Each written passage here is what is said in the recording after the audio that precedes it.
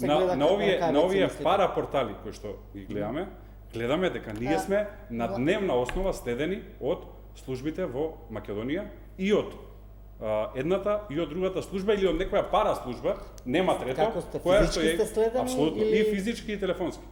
Врвот на ВМРО ДПМН во моментов е под обсервација физичка, ние, нашите семејства и исто така телефонски.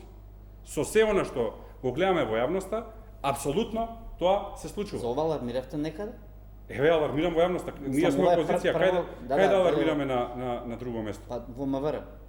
Во МВР, ете, за сето она што излезено се алармираше, например, за снимката, дека некој мене ќе ме убеди дека случајно некој застанал таму и снимал или влегол во безбедносните камери, или наводно некој случајно се погодил.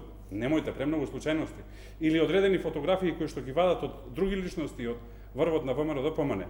Или како секогаш СДСМ чекор пред нас знае што ќе направиме, а тоа се разговори кои што се водени по телефон помеѓу неколку личности. Покажува, јас не мислам дека Шекеринска е дел од тоа, но апсолутно мислам дека има структури.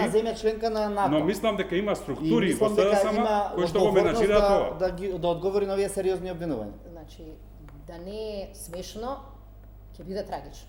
Ама како жртва на прислушкување 8 години, нема ни да се жалам за следењата. Тие ни стана нас рутина. Апсолутно сметам дека е неодговорно да се фрли петардата и да се каже ништо не можеме да направиме.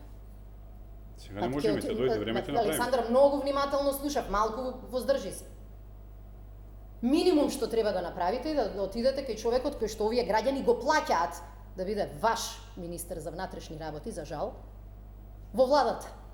И да побарате од него истрага, бидејќи за тоа е платен. Ама мислам дека со ова петарди за да ни го одземаат вниманието од големата работа. А тоа е дека ВМРО ДПМН ова сака да го правиме во следниве 4, 5 па и 10 месеци.